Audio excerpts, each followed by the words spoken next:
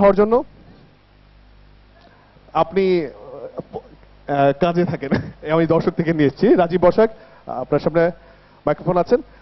আর এখান থেকে কেউ ভলান্টিয়ার থাকলে হাত তুলতে পারেন। আচ্ছা, কোনো ভলান্টিয়ার না? এই মুহূর্তে লাগবে না। আচ্ছা, উনি চাচ্ছেন না। যাক, তো আমি শুরু করছি। আমি একমাত্র পারফর্মার যে গতকাল রাত 10টায় রওনা দিয়েছি আজকের আয়োজনে অংশ নেওয়ার জন্য। কারণ আমি এসেছি একটা গ্রাম থেকে, আর সেটার নাম হচ্ছে চট্টগ্রাম। আর চট্টগ্রাম থেকে আসার সময় আমার মনে একটা ছোট্ট কষ্ট ছিল, কারণ আমি ঢাকা শহরের মানুষ না। আর সেই জন্যই আমার কষ্টের রংটাকে আমি নিয়ে এসেছি এইভাবে নীল একটা রঙের ভেতর দিয়ে। কিন্তু লাল সবুজের এই বাংলাদেশে আপনারাই তো আছেন, তাই না?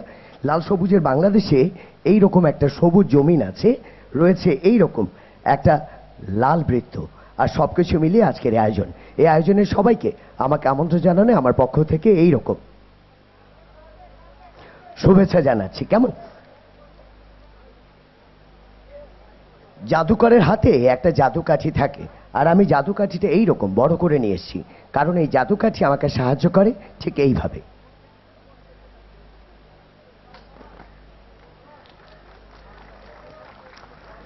বড় তালি হোক। আমি শুরুতে বলেছিলাম আমার গ্রামের নাম চট্টগ্রাম, আর এত কষ্ট করে আসতে গিয়ে আপনাদের সবাইকে শুভেচ্ছা জানাবো। আর এত ছোট শুভেচ্ছা না, হাজার হোক বৈশাখী 11তম বর্ষপূর্তি শুভেচ্ছা জানাতে এইরকম একটা গোলাপ আনতে চেয়েছিলাম, কিন্তু রাস্তায় হারিয়ে ফেলেছি। ওই জায়গায় আমি আপনাদের ঠকাবো না। আমি এক কাজ করেছি, পেছন থেকে একটা লাল কাপড়ের টুকরো কেটে নিয়েছি।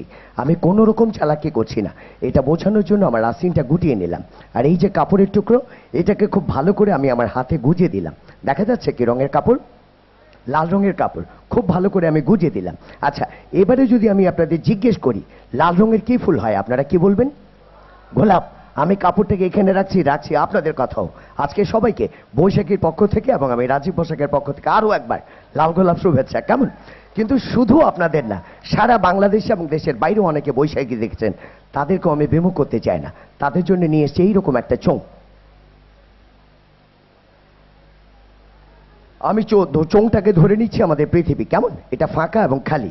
এই চোঙেই আমি রাখতে চাই আমার এই লাল গোলাপ। কেমন? বৈশাখীর আয়োজনে যারা যে যেখানে এই অনুষ্ঠান দেখছেন তাদেরকে আরো একবার জানাচ্ছি এইরকম শুভেচ্ছা। কেমন? যখন যেখানেই ম্যাজিক দেখায় না কেন, একটা কথা আমাকে প্রায়ই শুনতে হয়, কি করে আমি জাদুকর হলাম। খুব ছোটবেলার কথা। আমি তখন বাবার কোলে চড়ে বাংলাদেশের একজন বিখ্যাত জাদুকরের জাদু দেখেছিলাম। আপনাদের যদি জিজ্ঞেস করি বাংলাদেশের সবচেয়ে বিখ্যাত জাদুকরের নাম কি, আপনারা কি বলবেন? জুয়েলাইজ। আমি ঢাকায় থাকি না বলে আমার কথা কেউ বললেন না? আচ্ছা যাক, জুয়েলাইজের জাদু দেখে আমি এতটা মুগ্ধ হয়েছিলাম, আমার কাছে মনে হয়েছিল জুয়েলাইজ মানে জাদু, জাদু মানে জুয়েলাইজ। আমি বাড়ি ফিরে আমার ছোট ছোট হাতে এইরকম একটা ছোট্ট পানির বোতল তুলে নিলাম। কেমন? আর এই সাথে তুলে নিলাম এইরকম একটা খালি পানির গ্লাস। আমি ভাবছিলাম জুয়েলাইজের কথা, ভাবছিলাম তার জাদুর কথা, আর ভাবতে ভাবতে আনমনে খানিকটা পানি এইভাবে আমি আমার গ্লাসে ঢেলে নিলাম। কেমন? আমি ভাবছিলাম জুয়েলাইজের কথা, ভাবছিলাম তার জাদুর কথা, কিন্তু খেয়াল করিনি আমার অলক্ষ্যে আমার হাতে এইরকম একটা জাদু হয়ে গেছে। অর্থাৎ আমার হাতের পানিটা আইস বা বরফ হয়ে গেছে, যেটাকে উল্টে দিলেও পড়ছে না। আর তখন থেকেই আমি বিশ্বাস করলাম জুয়েলাইজ মানে জাদু, আর জাদু মানি জুয়েলাইজ। সেই থেকে আমার একটা অ্যাম্বিশন কাজ করলো, I will B A magician. জীবনে প্রথম ভুলটা করে বসলাম সেখানে। আমি করলাম কি, জুয়েল সাহেবকে অনুকরণের চেষ্টা করলাম। সালটা 1984। আমি উনার মতো করেই জোগাড় করে নিলাম এইরকম একটা হলুদ পালক, এবং জোগাড় করে নিলাম এইরকম একটা সাদা কাগজ। কেমন? জীবনে প্রথম ম্যাজিক দেখাচ্ছি। আমি করলাম কি, পালকটাকে জুয়েল সাহেবের মতো করে খুব ভালো করে এইভাবে মুড়ে নিলাম। এবার আমি আমার দর্শকদের সদর্পে তুড়ি দিয়ে ঘোষণা করলাম যে আমি এখন জুয়েলাইজ হয়ে গেছি। তো হয়ে যাক বড় একটা হাততালি। না না, আমি আপনাদের বলিনি, আমি আমার জীবনের প্রথম দর্শকদের বলেছিলাম, তারা তুমুল করতালি দিলেন। আমি জুয়েল সাহেবের মতো একটা অঙ্গভঙ্গি করলাম এবং এবং সবাইকে অবাক করে দেখালাম আমার হলুদ পলকের রং ঠিক এমনি করে, সরি, পাল্টে না দিয়ে।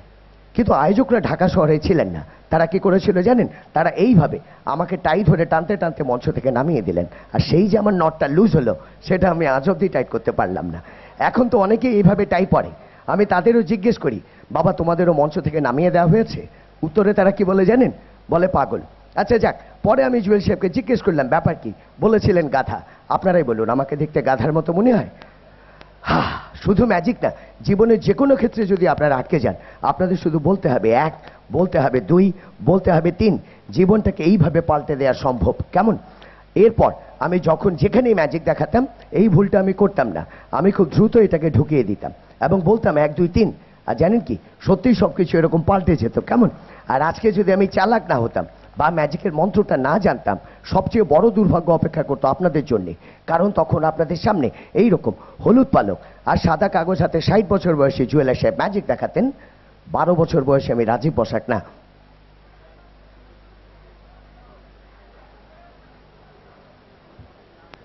এবারের ম্যাজিকে আমি একটু আলিফ ভাইয়ের সাহায্য চাইছি। প্লিজ আলিফ ভাই সামনে আসবেন। এটা বৈশাখীকে নিয়ে একটা আলাদা ম্যাজিক। আপনি আমার এই পাশটাই থাকবেন। সেজন্য আমি অনেকক্ষণ ধরে দাঁড়িয়েছিলাম আপনার জন্য। আমার এই পাশে একটা সুন্দর কাগজের ঠোঙা আছে। ঠোঙাটাকে আমি এইভাবে তৈরি করে নিচ্ছি এবং এটা সত্যি কাগজের এবং ফাঁকা একটা ঠোঙা। কেমন?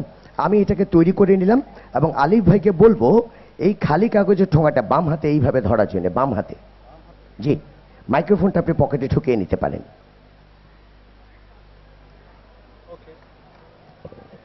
আমার কাছে একটা কাঁচি আছে। কেমন? আচ্ছা আলিফ ভাই, কাঁচি চালাতে জানেন তো? বাট বি কেয়ারফুল, আমার গোফ কাটবেন না। কেমন? কারণ বাংলাদেশের সবাই আমার গোফের উপর খুব একটা আক্রোশ মনে হয়। গোফের উপর আমি আক্রমণ করব না, কারণ আমার নিজেরও দাড়ি আছে। তারপর দেখা গেল আপনি আমার দাড়ি কেটে দিলেন। আমার কাছে এইরকম একটা মালা আছে, আর মালার কথা বললে বাংলাদেশের মেয়েরা দারুণ খুশি হয়। আজকে থেকে 21 বছর আগে আমি এক ভদ্রমহিলাকে মালাটা পরিয়েছিলাম। সেটা না আমার গলায় এখনো গোলাম আজমের ফাঁসির মতোই ঝুলছে, না পড়ছে না ঝুলছে। আচ্ছা যাক, এই যে মালা, এই মালাতে অনেকগুলো পুঁতি আছে। আমি ধরে নিলাম এর একটা আলিফ ভাই, একটা হয়তো আপনি, একটা হয়তো আপনি, এইভাবে বাংলাদেশের সবাই। কিন্তু একটা কথা, আমরা নিজেদের মতভেদের কারণেই, আর এই সুতোটা হচ্ছে আমাদের দেশপ্রেম, আমাদের সবাইকে একটা জায়গায় আটকে রেখেছে। আমরা নিজেদের মতভেদের কারণে দেশপ্রেমকেও মাঝে মধ্যে ঘাচাং করে কেটে দিতে চাই। প্লিজ এটাকে আপনি যে কোনো জায়গায় কেটে দেবেন। সুতোটা আমি দেশপ্রেমটা কাটতে যাচ্ছি না। যা, আপনি সুতোটা যে কোনো জায়গায় কাটবেন প্লিজ। এইভাবে আমাদের ইচ্ছে মতো আমরা যে কোনো জায়গায় এটা কেটে দিতে পারি, তাই না? কিন্তু একটা কথা, আপনারা তো বাংলাদেশের মানুষ, এই মানুষগুলোকে আমি ঠোঙায় রাখছি। প্লিজ সামনে আনবেন। এই বাংলাদেশের মানুষগুলোকে আমি এইভাবে একেবারে ঠোঙায় রেখে দিলাম, ঠিক আছে? আর দেশপ্রেমের কাটা অংশ কোন নিস্তার দিচ্ছে না কেউ। চলুন এটাকে আমরা আরেকবার কাটছি।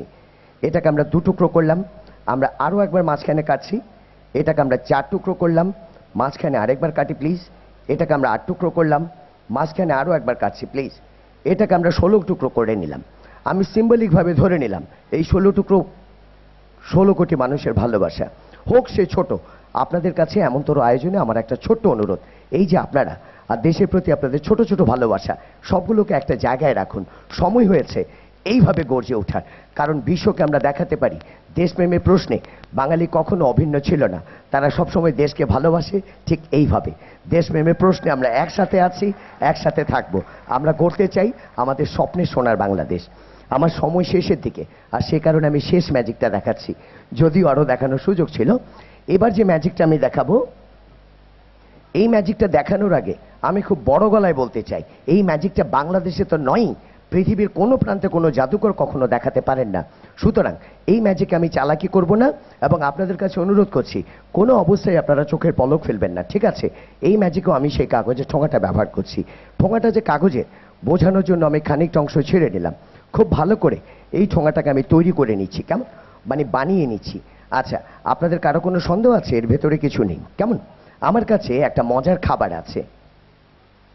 অ্যাজ এ ম্যাজিশিয়ান আমি খাবারের ব্র্যান্ড নেমটাকে ঢেকে দিয়েছি, যদিও খাবারটা আপনারা খেয়েছেন অনেকেই, তাই না?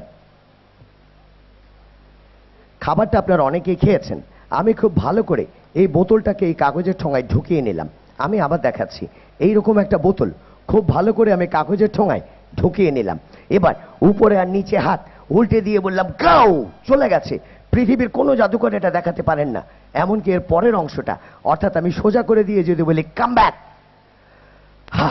বোতলটা আবার চলে আসছে। দেখতে পাচ্ছেন অসাধারণ এই ম্যাজিক। যেহেতু আপনারা দেখবেন না, আমি চট্টগ্রামে থাকি, তাই শেষবারের মতো আরেকবার দেখাচ্ছি। আমি বলছি এইরকম একটা বোতল, এটাকে খুব ভালো করে আমি এর ভেতরে ঢুকিয়ে দিলাম। বোতলটা দেখা যাচ্ছে তো? আচ্ছা, উপরে আর নিচে হাত আমি উল্টে দিয়ে বললাম গাও। জি, এটা কি ধরে আছি? এই যে ছেড়ে দিলাম। ও, তার মানে ঢাকা শহরের মানুষ কথা বলতে পারে। বাংলাদেশের মানুষ কথা বলতে পারে। আমি 44 বছর ধরে দেখছি আমাদের দেশের কিছু অসাধু লোক মিথ্যে কথা বলে, আপনারা চুপ করে হজম করেন। আপনারা সত্য মিথ্যের ন্যায় অন্যায় বোঝেন, আর যখন বোঝেন তখন সেখানেই প্রতিবাদ করবেন। আমি আগেই বলেছি আমি একজন পেশাদার জাদুকর, আমি কখনো মিথ্যে বলি না, এবং এই ম্যাজিকটা কেউ দেখাতে পারে না। তাই আমি শেষবারের মতো দেখাচ্ছি। আমি বলছি এইরকম একটা বোতল, খুব ভালো করে এটাকে আমি এর ভেতরে ঢুকিয়ে দিলাম। আমি বোতলটা আপনাদের দেখিয়ে নিচ্ছি, দেখতে পাচ্ছেন তো? এবার উপরে আর নিচে হাত উল্টে দিয়ে বললাম গাও। এত কথা বললে আমি ম্যাজিক দেখাবো না। আমি যখন বলেছি নেই, তখন নেই। একজন জাদুকরকে বিশ্বাস করতে হবে, কেমন? আমাকে সুযোগ দেওয়ার জন্য, এবং যারা এই অনুষ্ঠান যেখানে বসেই দেখছেন তাদের সবাইকে আরো একবার বৈশাখীর পক্ষ থেকে অভিনন্দন জানাচ্ছি। ধন্যবাদ সবাইকে, আল্লাহ হাফেজ। ধন্যবাদ রাজীব বসাক, চমৎকার জাদু পরিবেশন।